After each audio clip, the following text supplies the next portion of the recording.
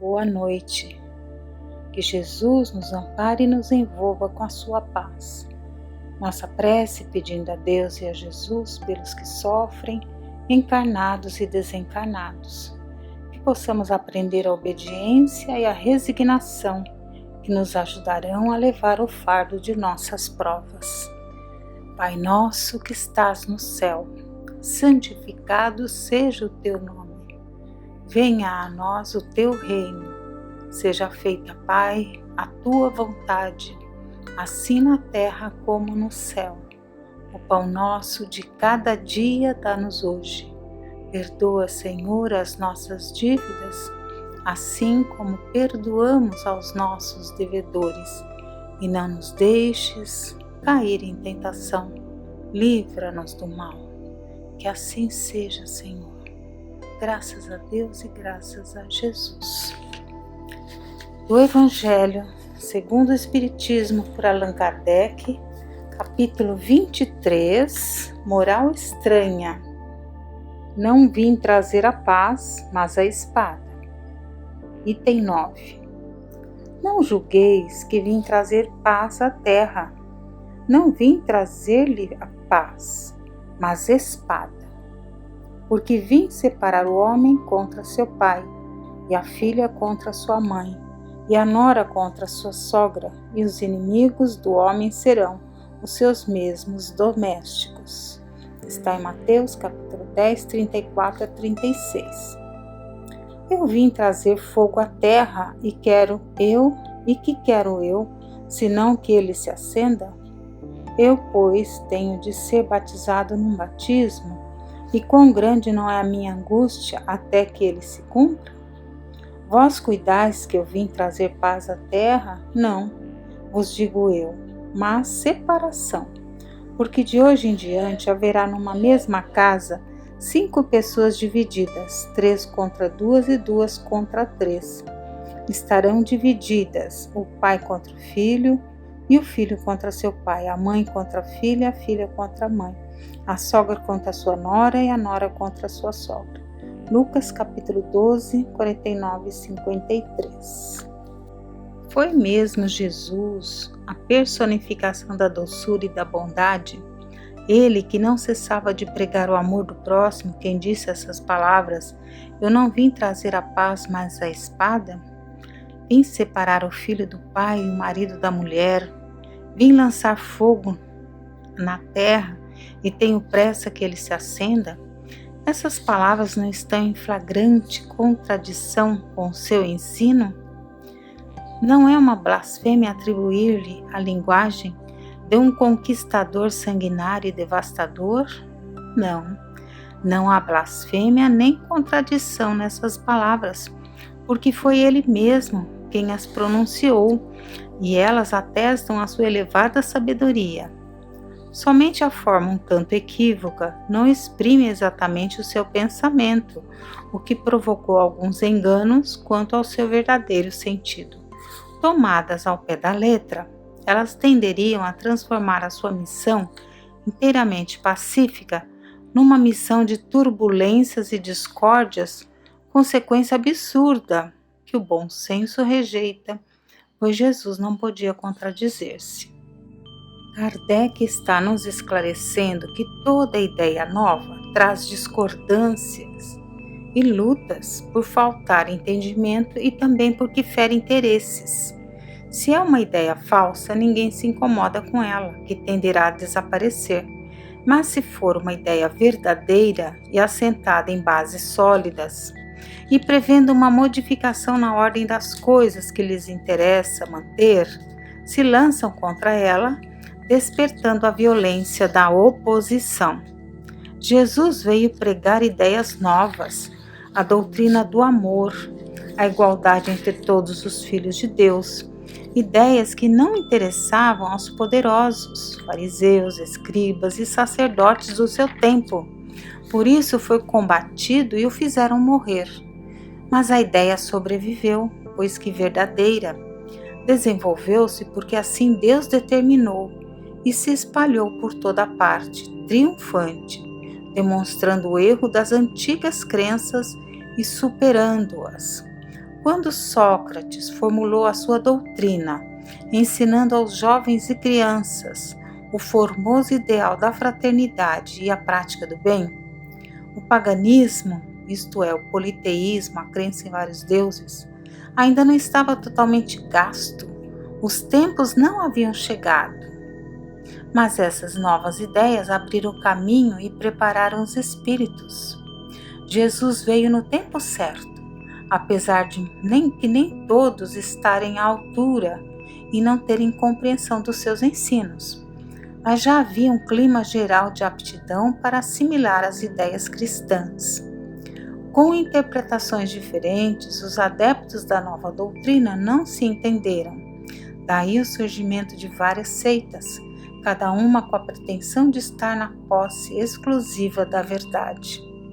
Continuando com Kardec no Evangelho, ele diz: esquecendo o mais importante dos preceitos divinos, aquele de que Jesus havia feito pedra angular do seu edifício e a condição expressa da salvação, a caridade, a fraternidade e o amor do próximo. Essas seitas se anatematizaram reciprocamente, arremeteram-se umas contra as outras, as mais fortes esmagando as mais fracas, afogando-as em sangue ou nas torturas e nas chamas das fogueiras. Os cristãos vencedores do paganismo passaram de perseguidos a perseguidores. Foi a ferro e fogo que plantaram a cruz do Cordeiro sem mácula nos dois mundos. É um fato comprovado que as guerras de religião foram mais cruéis e fizeram maior número de vítimas que as guerras políticas, e que em nenhuma outra se cometeram tantos atos de atrocidade e de barbárie. Seria culpa da doutrina do Cristo? Não, por certo, pois ela condena formalmente toda a violência. Disse ele em algum momento aos seus discípulos: ide matar, queimar, massacrar os que não acreditarem como vós? Não, pois que ele lhes disse o contrário. Todos os homens são irmãos, e Deus é soberanamente misericordioso. Amai o vosso próximo, amai os vossos inimigos, fazei bem aos que vos perseguem. E lhes disse ainda: quem matar com a espada, perecerá pela espada. A responsabilidade, portanto, não é da doutrina de Jesus, mas daqueles que a interpretaram falsamente, transformando-a num instrumento a serviço das suas paixões. Daqueles que ignoraram essas palavras: o meu reino não é deste mundo. Jesus, na sua profunda sabedoria, previu o que deveria acontecer. Mas essas coisas eram inevitáveis, porque decorriam da própria inferioridade da natureza humana, que não podia ser transformada subitamente. Era necessário que o cristianismo passasse por essa prova demorada e cruel de 18 séculos para demonstrar toda a sua pujança. Porque, apesar de todo o mal cometido em seu nome, ele saiu dela puro e jamais esteve em causa. A censura sempre caiu sobre os que dele abusaram, pois a cada ato de intolerância sempre se disse: se o cristianismo fosse melhor compreendido e melhor praticado, isso não teria acontecido. Quando Jesus disse: não penseis que vim trazer a paz, mas a divisão, seu pensamento era o seguinte: não penseis que a minha doutrina se estabeleça pacificamente. Ela trará lutas sangrentas, para as quais o meu nome servirá de pretexto, porque os homens não me haverão compreendido, ou não terão querido compreender-me. Os irmãos, separados pelas suas crenças, lançarão a espada um contra o outro, e a divisão se fará entre os membros de uma mesma família, que não terão a mesma fé.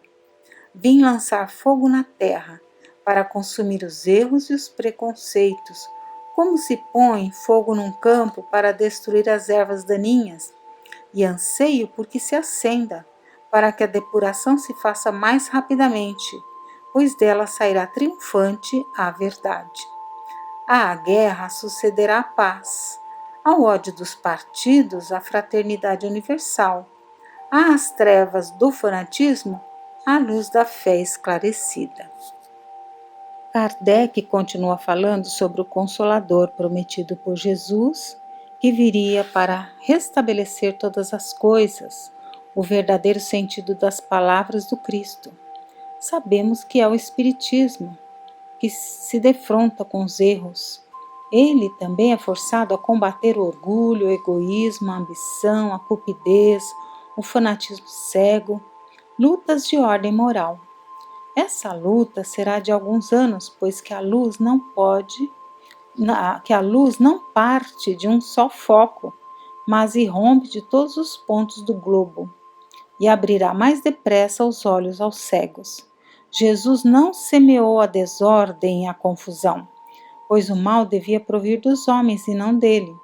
A sua posição era do médico que veio curar, mas cujos remédios provocam uma crise salutar, revolvendo os humores malignos do enfermo. Vemos então que essa luta é moral, cada um combater, modificar, superar as imperfeições que ainda trazemos. Essa é a luta que se faz necessária. É a espada simbólica de que nos fala Emmanuel no livro Caminho, Verdade e Vida, psicografia de Francisco Cândido Xavier. Capítulo 104. A espada simbólica. Não cuideis que vim trazer a paz à terra. Não vim trazer a paz, mas a espada. Jesus. Mateus 10:34. E Emmanuel comenta: inúmeros leitores do Evangelho perturbam-se ante essas afirmativas do Mestre Divino, porquanto o conceito de paz entre os homens, desde muitos séculos, foi visceralmente viciado. Na expressão comum, ter paz significa haver atingido garantias exteriores, dentro das quais possa o corpo vegetar sem cuidados, rodeando-se o homem de servidores, apodrecendo na ociosidade e ausentando-se dos movimentos da vida. Jesus não poderia endossar tranquilidade desse jaez, e em contraposição ao falso princípio estabelecido no mundo, trouxe consigo a luta regeneradora, a espada simbólica do conhecimento interior pela revelação divina, a fim de que o homem inicie a batalha de aperfeiçoamento em si mesmo. O Mestre veio instalar o combate da redenção sobre a terra. Desde o seu ensinamento primeiro, foi formada a frente da batalha sem sangue, destinada à iluminação do caminho humano. E ele mesmo foi o primeiro a inaugurar o testemunho pelos sacrifícios supremos. Há quase 20 séculos, podemos dizer, há mais de 20 séculos, vive a Terra sob esses impulsos renovadores, e ai daqueles que dormem, estranhos ao processo santificante. Buscar a mentirosa paz da ociosidade é desviar-se da luz, fugindo à vida e precipitando a morte. No entanto, Jesus é também chamado Príncipe da Paz. Sim, na verdade, o Cristo trouxe ao mundo a espada renovadora da guerra contra o mal, constituindo em si mesmo a divina fonte de repouso aos corações que se unem ao seu amor.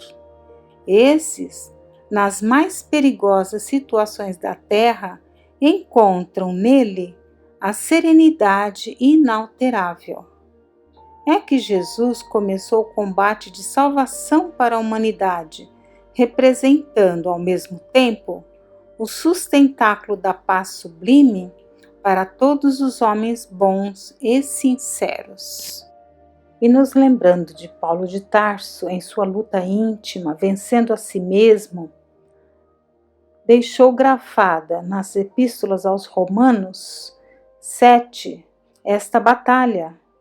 E com esta espada simbólica, poderemos considerar que estaremos no caminho certo da paz imorredora com Jesus, se verificarmos as observações de Paulo em nós próprios, como sejam: porque o que faço não aprovo, pois o que quero, isso não faço, mas o que aborreço, isso faço. Porque não faço o bem que quero, mas o mal que não quero, esse faço. Acho então esta lei em mim, que quando quero fazer o bem, o mal está comigo. E nos perguntemos: já percebemos este conflito íntimo em nós? No instante do testemunho, quando deveríamos revelar a presença do Cristo no coração, já superamos atitudes de antigas fraquezas e equívocos que nos envergonham e nos trazem dor? Se procuramos desculpas ainda no plano exterior, estaremos longe ainda desta batalha da renovação. Mas se lutamos e conseguimos agir com coerência, venceremos a sombra da pesada bagagem acumulada por séculos em nossa alma. É necessário serenidade e resistência, oração e vigilância, a fim de alcançarmos este progresso. Peçamos a Jesus como faz Fabiano. Senhor da paz integral, ajuda-me a plantar em meu coração as sementes da concórdia e da tolerância, que são a essência da paz. Ajuda-me a sentir e a falar com docilidade e meiguice, com otimismo e confiança, com harmonia e amor. Dá-me força, Senhor, para vencer as barreiras de mim mesmo, e que eu possa estender a todos, feliz, as sementes da paz que derrama sobre mim a cada instante. Esta lição de Jesus, não vim trazer a paz, mas a espada, que ficou registrada no capítulo 10 de Mateus, fazia parte das instruções de Jesus aos seus discípulos. Hoje sabemos que essas instruções são para toda a humanidade e para cada um de nós. Então, que não estejamos distraídos ou indiferentes, que tenhamos essa força de vontade, a luta do bem, do amor, que façamos todo o bem que estiver ao nosso alcance. Essa paz que podemos construir e conquistar no nosso dia a dia, junto aos demais, junto àqueles com quem convivemos, tendo essa tolerância que é não exigir do outro o que ele ainda não pode, é compreender e aceitar como o outro é, dando nossos exemplos, as nossas atitudes cristãs. Criar um clima de harmonia em nosso lar, junto dos nossos familiares, fazendo realmente a nossa parte, com amor, com paciência, com generosidade. Que Deus nos abençoe.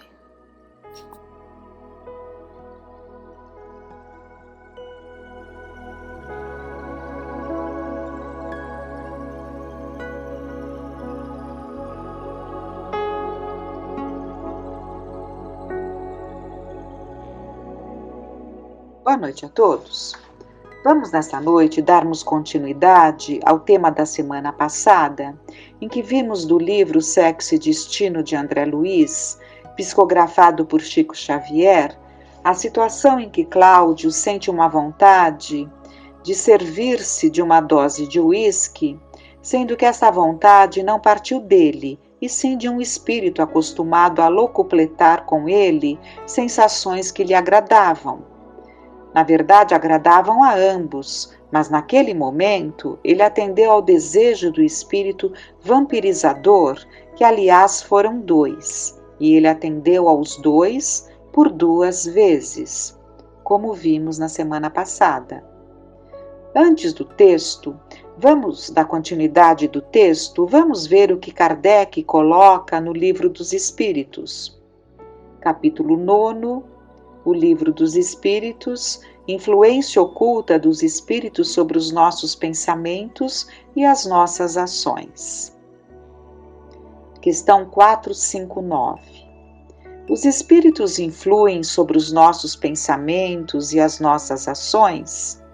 Nesse sentido, a sua influência é maior do que supondes, porque muito frequentemente são eles que vos dirigem. Temos, portanto, pensamentos próprios e outros que nos são sugeridos? Vossa alma é um espírito que pensa. Não ignorais que muitos pensamentos vos ocorrem a um só tempo, sobre o mesmo assunto, e frequentemente bastante contraditórios. Pois bem, nesse conjunto há sempre os vossos e os nossos, e é isso que vos deixa na incerteza, porque tendes em vós duas ideias que se combatem. Por que permite Deus que os espíritos nos incitem ao mal? Os espíritos imperfeitos são os instrumentos destinados a experimentar a fé e a constância dos homens no bem. Tu, sendo espírito, deves progredir na ciência do infinito, e é por isso que passas pelas provas do mal até chegar ao bem. Nossa missão é a de te pôr no bom caminho, e quando más influências agem sobre ti, és tu que as chamas, pelo desejo do mal, porque os espíritos inferiores vêm em teu auxílio no mal, quando tens a vontade de o cometer. Eles não podem ajudar-te no mal, senão quando tu desejas o mal. Se és inclinado ao assassínio, pois bem, terás uma nuvem de espíritos que entreterão esse pensamento em ti, mas também terás outros que tratarão de influenciar para o bem, o que faz que se reequilibre a balança e te deixe senhor de ti. É assim que Deus deixa à nossa consciência a escolha da rota que devemos seguir e a liberdade de ceder a uma ou a outra das influências contrárias que se exercem sobre nós. E na 467, pode o homem se afastar da influência dos espíritos que o incitam ao mal?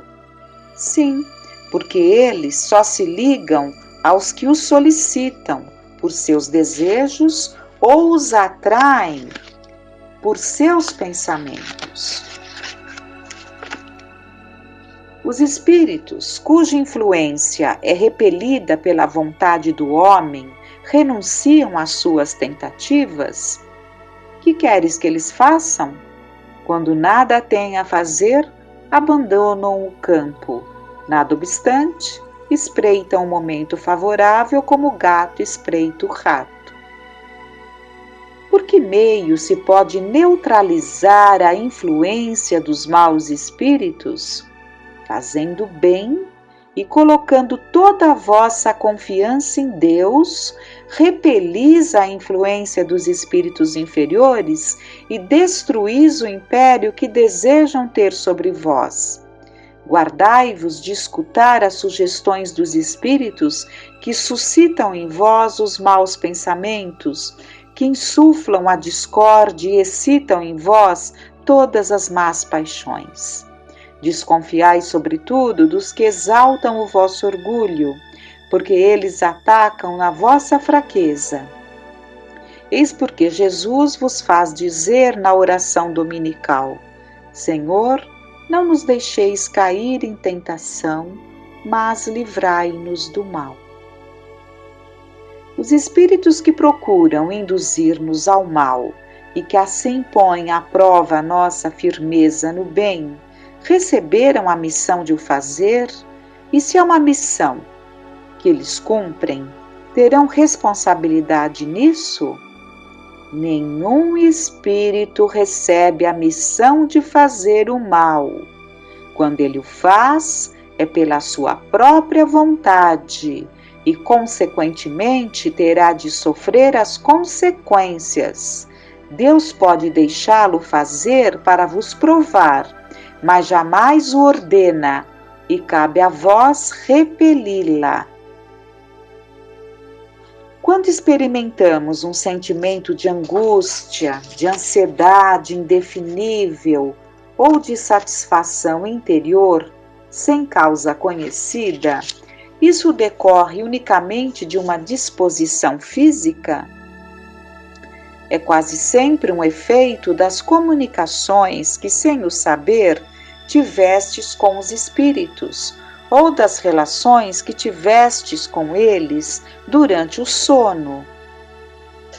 Os espíritos que desejam incitar-nos ao mal limitam-se a aproveitar as circunstâncias? Eles aproveitam a circunstância, mas frequentemente a provocam, empurrando-vos sem o perceberdes para o objeto da vossa ambição. Assim, por exemplo, um homem encontra no seu caminho uma certa quantia. Não acrediteis que foram os espíritos que puseram o dinheiro ali, mas eles podem dar ao homem o pensamento de se dirigir naquela direção e então lhe sugerem apoderar-se dele, enquanto outros lhe sugerem devolver o dinheiro ao dono. Acontece o mesmo em todas as outras tentações. Então percebemos claramente que somos responsáveis pelos nossos pensamentos e por nossas ações, porque tudo é uma questão de sintonia e as escolhas pertencem a nós.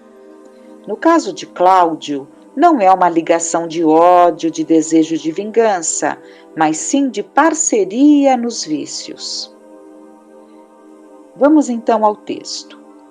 Os amigos desencarnados tornaram ao corredor de acesso, chasqueando sarcásticos, e Neves, respeitoso, consultou sobre responsabilidade. Como situar o problema? Se víramos Cláudio, aparentemente reduzido à condição de um fantoche, como proceder na aplicação da justiça? Se ao invés de bebedice estivéssemos diante de um caso criminal, se a garrafa de uísque fosse uma arma determinada para insultar a vida de alguém, como decidir? A culpa seria de Cláudio, que se submetia, ou dos obsessores que o comandavam? O irmão Félix aclarou tranquilo. Ora, Neves, você precisa compreender que nos achamos à frente de pessoas bastante livres para decidir e suficientemente lúcidas para raciocinar. No corpo físico ou agindo fora do corpo físico, o espírito é senhor da constituição de seus atributos. Responsabilidade não é título variável, tanto vale numa esfera quanto em outras.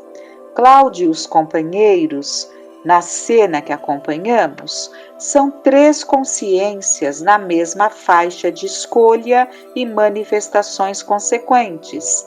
Todos somos livres para sugerir ou assimilar isso ou aquilo. Se você fosse instado a compartilhar um roubo, de certo recusaria, e na hipótese de abraçar a calamidade, em são juízo, não conseguiria desculpar-se. Interrompeu-se o mentor, volvendo a refletir, após momento rápido. Hipnose é tema complexo, reclamando exames e reexames de todos os ingredientes morais que lhe digam respeito. A alienação da vontade tem limites. Chamamentos campeiam em todos os caminhos. Experiências são lições e todos somos aprendizes. Aproveitar a convivência de um mestre ou seguir um malfeitor é deliberação nossa, cujos resultados colheremos.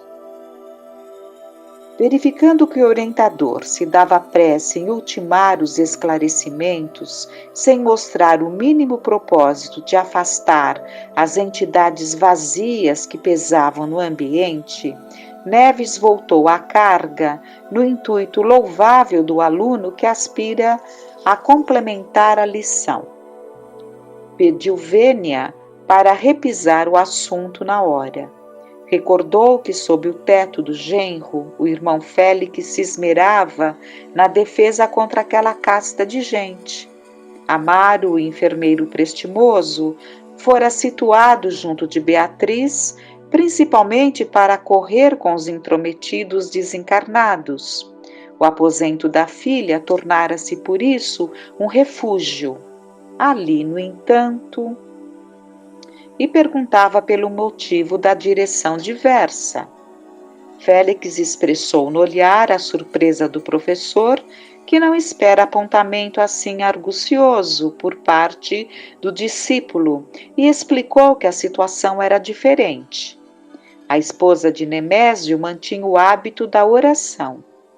Imunizava-se espiritualmente por si. Repelia sem esforço quaisquer formas pensamentos de sentido aviltante que lhe fossem arremessadas. Além disso, estava enferma em vésperas de desencarnação.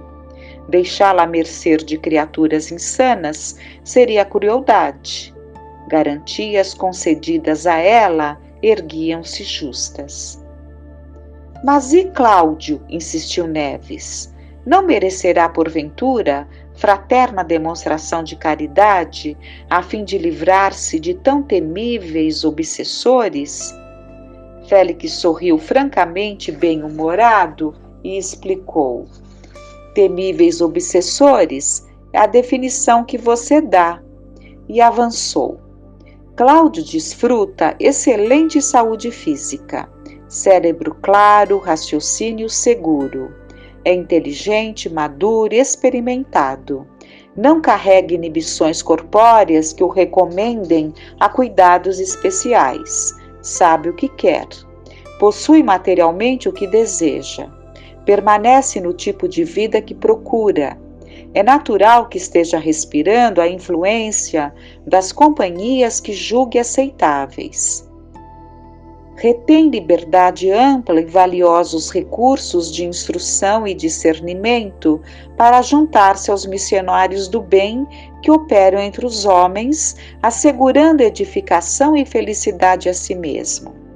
Se elege para comensais da própria casa os companheiros que acabamos de ver, é assunto dele. Enquanto nos arrastávamos, tolhidos pela carne, não nos ocorreria a ideia de expulsar da residência alheia as pessoas que não se harmonizassem conosco.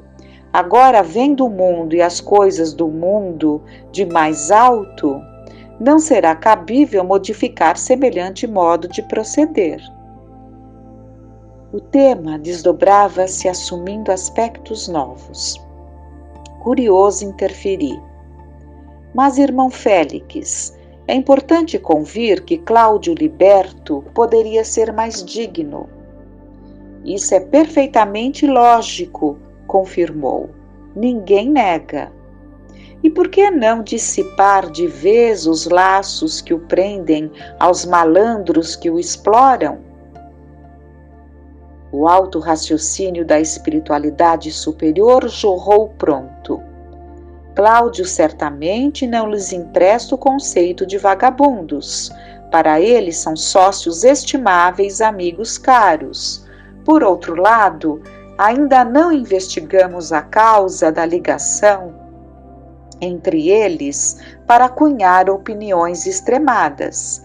As circunstâncias podem ser saudáveis ou enfermiças, como as pessoas, e para tratarmos um doente com segurança, há que analisar as raízes do mal e confirmar os sintomas, aplicar medicação e estudar efeitos.